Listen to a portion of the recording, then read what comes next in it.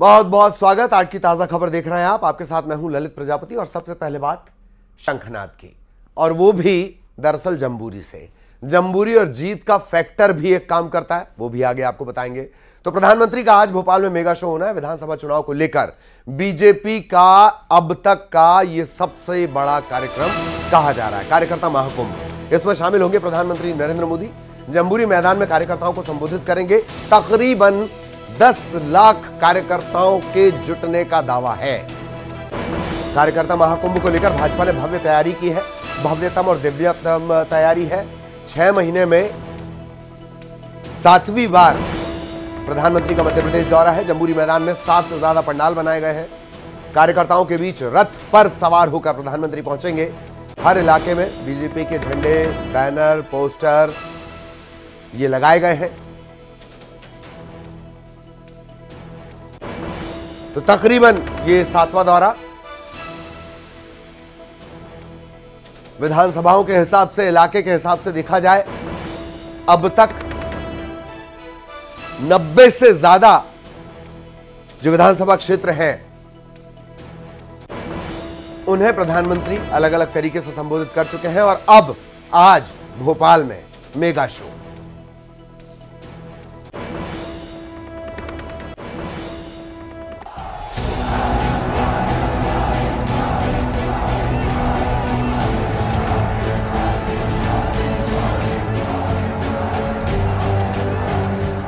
प्रधानमंत्री नरेंद्र मोदी वो शख्सियत जो वन मैन आर्मी की तरह हैं, जहां जाते हैं एक तरफा माहौल बन जाता है।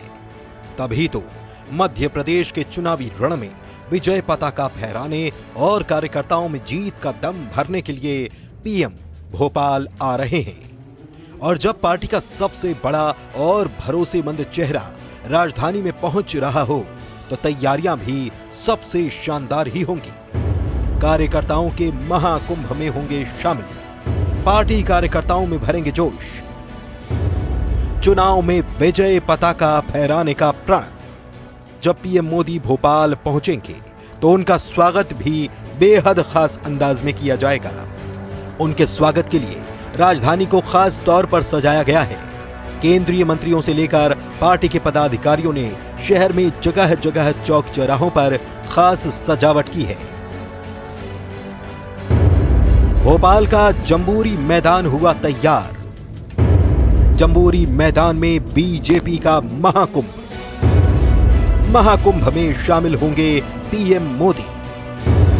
2 घंटे तक कार्यकर्ताओं के बीच रहेंगे पीएम मोदी के भोपाल कार्यक्रम की बात करें तो सुबह करीब 10:55 पर पीएम भोपाल पहुंच जाएंगे और वहां से वे सीधे हेलीकॉप्टर के जरिए जम्बूरी मैदान पहुंचेंगे, जहां 2 घंटे तक पीएम इस महाकुंभ में हिस्सा लेकर 2023 के साथ ही 2024 के लिए भी जीत की रणभेरी बजाएंगे। और फिर दोपहर 1 बजे पीएम भोपाल से दिल्ली के लिए रवाना हो जाएंगे। बीजेपी का यह सबसे बड़ा कार्यक्रम कहा जा रहा है, तभी तो महाकुंभ इसे नाम दिया गया। इस महाकुंभ में लाखों की संख्या में कार्यकर्ताओं का जुटान होगा। वहीं पीएम के दौरे को देखते हुए सुरक्षा व्यवस्था काफी तगड़ी है। पीएम की सुरक्षा के लिए चाक चौबंद तैयारी।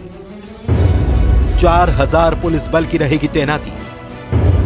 26 आईपीएस अफसरों की भी ड्यूटी लगाई गई। एसपीजी, एनएसजी की टीम ने भी डाला डेरा। एंटी ड्रोन सिस्टम भी हुआ सक्रिय। हम सब कार्यकर्ताओं को मार्गदर्शन वैश्विक नेता का मिलेगा। पलक पावड़े बिछाकर सभी कार्यकर्ता और जनता मोदी जी के स्वागत के लिए, वंदन के लिए, अभिनंदन के लिए आतुर है। उनकी सुरक्षा की दृष्टि से भी लगभग 4000 बल लगाया गया है। 25 आईपीएस अफसर उसमें तैनात किए गए हैं। एसपीजी, एनएसजी की टीमें आ चुकी हैं और उन्होंने भी व्यवस्था संभाल ली है। एंटी ड्रोन सिस्टम भी लगाया गया है वहां पर। डीएफएमडी, एचएचएमडी ये सिस्टम भी वहां पर लगाए गए हैं सुरक्षा की दृष्टि से। कार्यकर्ताओं के महाकुंभ में लाखों की संख्या में लोग जुटेंगे और ऐसे में किसी को कोई परेशानी न हो, इस लिहाज से भोपाल के कई स्कूलों ने छुट्टी घोषित कर दी है। वहीं राज्य सरकार ने पीएम के कार्यक्रम को लेकर 3 कैबिनेट मंत्रियों को जिम्मेदारी दी है। गृह मंत्री नरोत्तम मिश्रा, भूपेंद्र सिंह और विश्वास सारंग को मिनिस्टर इन वेटिंग बनाया गया है। बता दें कि प्रदेश के 5 संभागों से बीजेपी की निकाली गई जन आशीर्वाद यात्रा का समापन भोपाल के जम्बूरी मैदान में होगा और पीएम पार्टी कार्यकर्ताओं में जीत के लिए जोश भरने के साथ ही यहां पहुंचकर विजय की रणभेरी बजाएंगे। अनुराग श्रीवास्तव, न्यूज़ 18 भोपाल। तो जम्बूरी मैदान में ये महाकुंभ होना है। 10 लाख कार्यकर्ताओं के जुटान का दावा किया जा रहा है। सहयोगी वासु हमारे साथ जुड़ रहे हैं। वासु के पास हम आपको लिए चलेंगे, उनसे भी जानकारी लेंगे। वासु आपको नजर आ रहे होंगे। वासु के पास आपको लिए चलते हैं सीधे भोपाल। वासु, 6 महीने, 7वां दौरा, जम्बूरी मैदान और जीत के गणित और इन सब बातों के बीच बेसब्री से इंतजार, और मेरा ख्याल है इस चुनावी कैंपेन का यह सबसे बड़ा आयोजन कहलाएगा। वासु, निश्चित तौर पर ललित जी, देखिए इस चुनावी कैंपेन का सबसे बड़ा मेगा शो आज बीजेपी का राजधानी भोपाल में हो रहा है और भोपाल से पूरे प्रदेश ही नहीं, मुझे लगता है कि पूरे देश, जहां पर अन्य राज्यों में भी चुनाव होने हैं और 2023 के बाद 24 का लोकसभा का चुनाव भी होना है, तो उसके पहले बीजेपी का एक बड़ा मैसेज कि बीजेपी हमेशा कार्यकर्ताओं के साथ खड़ी हुई है। चाहे पीएम मोदी हो, जेपी नड्डा हो या अमित शाह हो, वो सीधे लगातार कार्यकर्ताओं के साथ संवाद करते हुए नजर आ रहे हो। बीते 2 महीने की बात की जाए तो ये पीएम मोदी का दूसरा बड़ा संवाद का कार्यक्रम है कार्यकर्ताओं के साथ। भोपाल में आज 10 लाख कार्यकर्ताओं के जुटने का बीजेपी दावा कर रही है और इसके अलावा भी कई जगह वेबकास्टिंग के माध्यम से और अलग अलग तरीके से कार्यकर्ता जो हैं वो इस पूरे आयोजन से जुड़ेंगे और पीएम मोदी को सुनेंगे।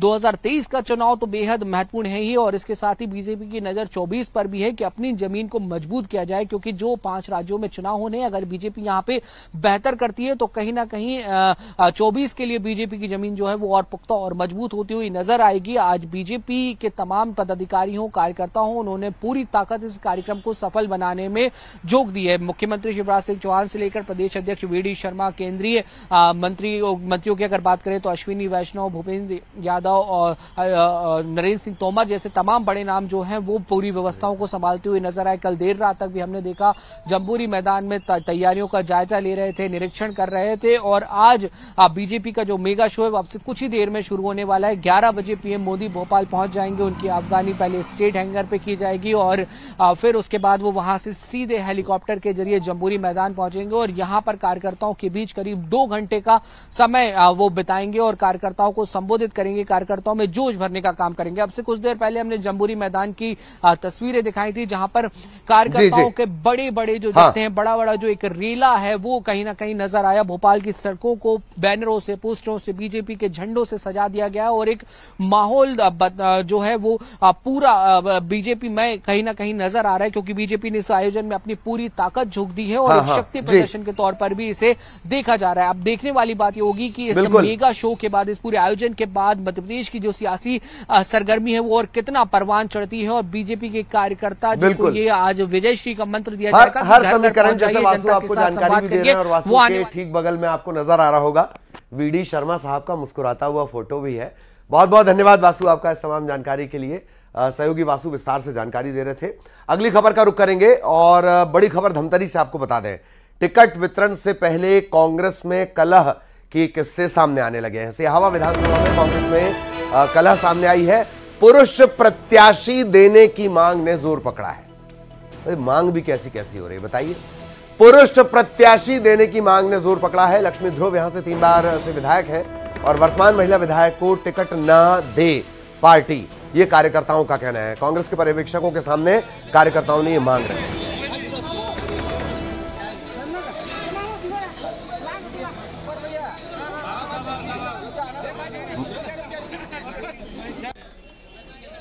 टिकट के वितरण के लगातार अभी हमारे कांग्रेस पार्टी के द्वारा, वरिष्ठों के द्वारा सर्वे किया जा रहा है और महिला प्रत्याशी के बारे में ही बोल रहे हैं, तो उसमें मेरा कोई नहीं है। लेकिन हमारे विधानसभा में कांग्रेस पार्टी में लगातार 3 चुनाव हो गए जिसमें महिलाओं को ही दिया जा रहा है। तो मेरा मानना है कि इस समय एक बार बदल के पुरुष प्रत्याशी को दिया जाए, जिसमें मैं भी दावेदारी प्रस्तुत कर रहा हूं।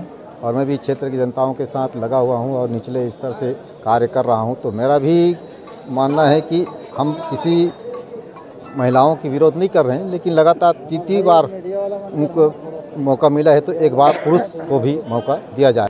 लगातार हमारे यहाँ एक महिला विधायक के रूप में 10-15 साल से काम कर रहे हैं, तो स्वाभाविक है लोगों के मन में ये बात आना। पूर्व वक्ताओं ने कहा भी होगा तो वो गलत नहीं कहे हैं। साथ साथ मेरा एक मानना है, सिहावा विधानसभा का प्रत्याशी के रूप में, अभ्यर्थी के रूप में मैं भी हूँ। लगातार 3-4 बार हो गया टिकट मांग कर रहे हैं हम लोग, लेकिन अभी तक के पुनः रिपीट कर देते हैं, या तो फिर कोई से पैराशूट आ गया उसको। तो लक्ष्मी ध्रुव को लेकर लगातार विरोध की बातें कही जा रही हैं। ये कहा जा रहा है कि बदल दिया जाना चाहिए, और इसलिए बदल दिया जाना चाहिए क्योंकि एक महिला प्रत्याशी है 3 बार से, तो अब पुरुष को मौका मिलना चाहिए। रायपुर से अगली बड़ी खबर का रुख करेंगे। आम आदमी पार्टी का आज होना है प्रदर्शन। महिला अपराधों को लेकर यह प्रदर्शन होगा। आम आदमी पार्टी बहुत तेजी से सक्रिय, लगातार सक्रिय, और अब आम आदमी पार्टी महिला अपराधों को लेकर विरोध में प्रदर्शन करने जा रही है। रेप के आंकड़े लगातार बढ़ते हुए, चाकूमारी के आंकड़े तो लगता ही नहीं कि अब रिकॉर्ड मेंटेन होने लायक स्थिति में है। महिला अपराध के विरोध में प्रदर्शन होना है। सभी जिलों में प्रदर्शन होगा। राज्य सरकार के खिलाफ आम आदमी पार्टी का यह दावा है कि यह एक बड़ा प्रदर्शन होगा।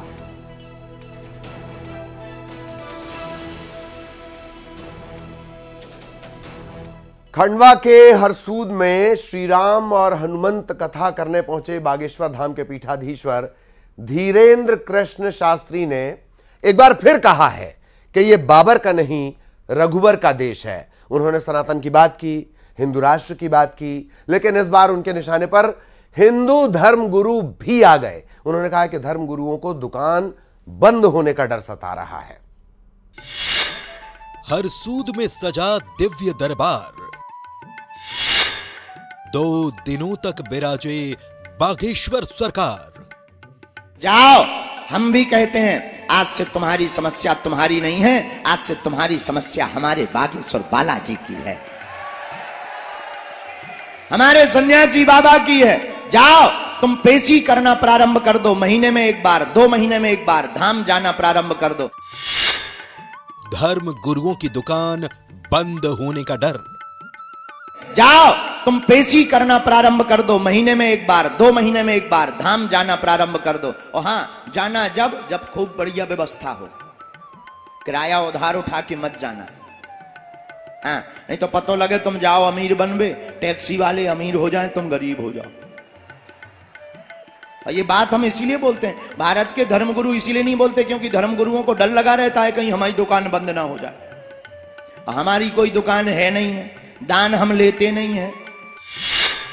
बाबर का नहीं, रघुवर का देश।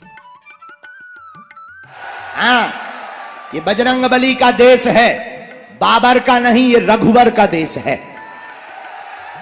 बहुत हो गया, हम नहीं चलेगा। लोग हमसे कहते हैं कि आप ऐसी बातें बोल देते हो जिससे लोग भड़क जाते हैं। हमने कहा हम भड़काते नहीं है, हिंदुओं को जगाते हैं। हम हर बार यही दोहराएंगे, हिंदुस्तान हमारा है, हिंदू राष्ट्र बनाएंगे। 1 बार नहीं, 2 बार नहीं, हर बार यही दोहराएंगे, हिंदुस्तान हमारा है तो हिंदू राष्ट्र बनाएंगे। अब जिसको दिक्कत हो वो हाजमोला खा ले। चमत्कार पर्चा से नहीं, हनुमान चर्चा से। मेरे पागलों, पर्चा तो बहाना है, असलियत में चमत्कार तो पर्चा से नहीं, हनुमान जी की चर्चा से होता है। खंडवा से न्यूज़ 18 के लिए अमित जायसवाल की रिपोर्ट।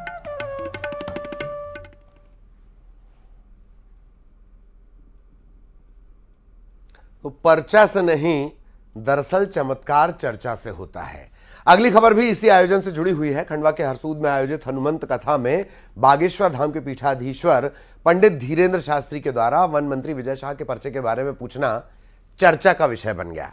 दरअसल वन मंत्री विजय शाह पंडित धीरेन्द्र शास्त्री की कथा में पहुंचे। इस दौरान बाबा बागेश्वर ने मंत्री जी से पर्चे के बारे में पूछ लिया और मंत्री जी ने इसे हंसकर टाल दिया और तब बागेश्वर बाबा ने मंत्री जी को मन का साफ बताया।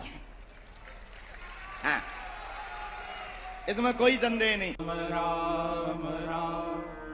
तो मैं तो नहीं बनवा हमने पर्चा कहा ना देखो तुम्हारी धर्मपत्नी है बनवाऊ ने मंत्री जी।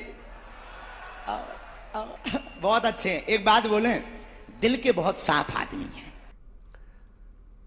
सनातन की शक्ति और भोलेनाथ की भक्ति ने धार के शोएब शेख को राजगुप्ता बना दिया। हिंदू धर्म से प्रभावित होकर शोएब हिंदू बन गए। देखिए,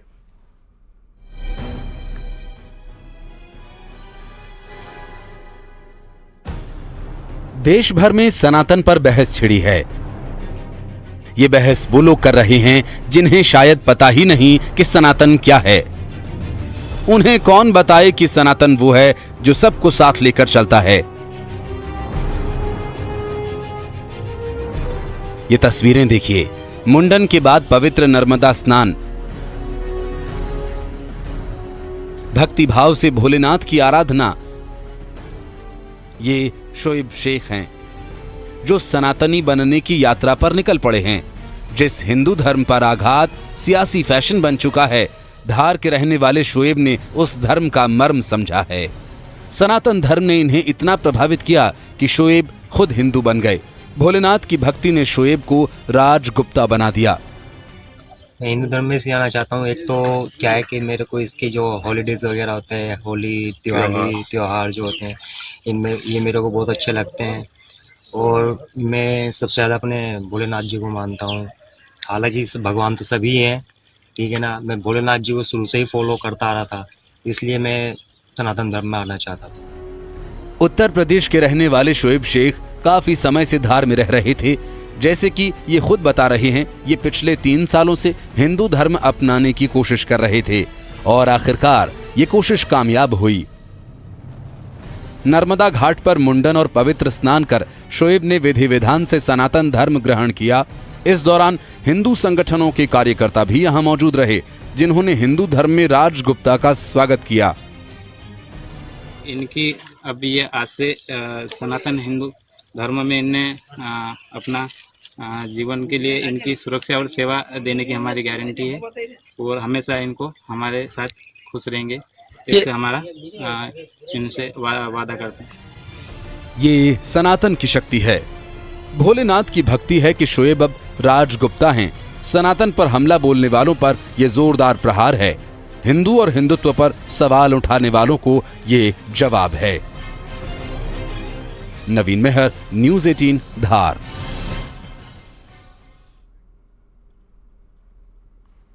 राजधानी भोपाल के रहवासी 30 सितंबर को आसमान में लड़ाकू विमानों की गरज का लुत्फ उठा पाएंगे। जी हां, दरअसल बड़े तालाब पर एयर शो होने जा रहा है और अब एयर शो को लेकर बाकायदा प्रैक्टिस शुरू हो गई है। एयर शो के साथ साथ स्काई डाइविंग का रोमांच भी नजर आएगा। आपको बता दें, प्रैक्टिस के दौरान सुखोई, राफेल समेत कई लड़ाकू विमान यहां पर नजर आएंगे। 28 को फाइनल रिहर्सल होगी।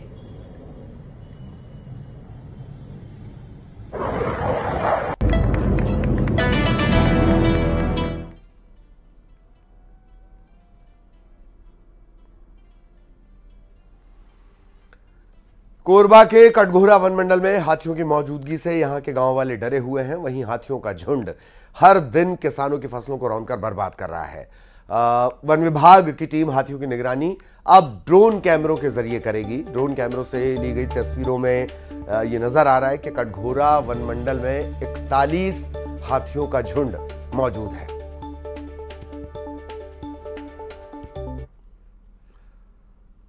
और आप सभी ने देखा होगा, खतरों के खिलाड़ी जो अपनी जान की बाजी लगाने तक के लिए हरदम तैयार रहते हैं, लेकिन वहीं दूसरी तरफ नेता मंत्री पूरी सुरक्षा के साथ नजर आते हैं।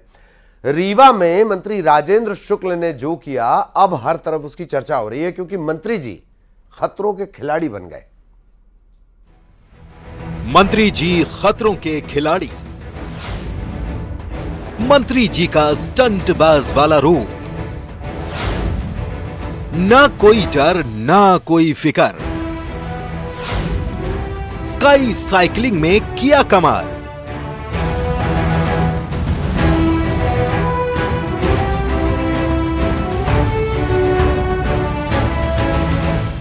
आमतौर पर नेता मंत्री झक सफेद कुर्ते में हाथ जोड़े नजर आते हैं, रुआब भी दिखाते हैं और उनके आसपास बड़ी सारी टोली नजर आ जाती है। लेकिन क्या आपने कभी किसी मंत्री को देखा है स्टंट करते हुए? अगर नहीं तो देखिए ये तस्वीर। चल रही है तैयारी, हो गई है टेस्टिंग और मिनिस्टर साहब भी हैं तैयार।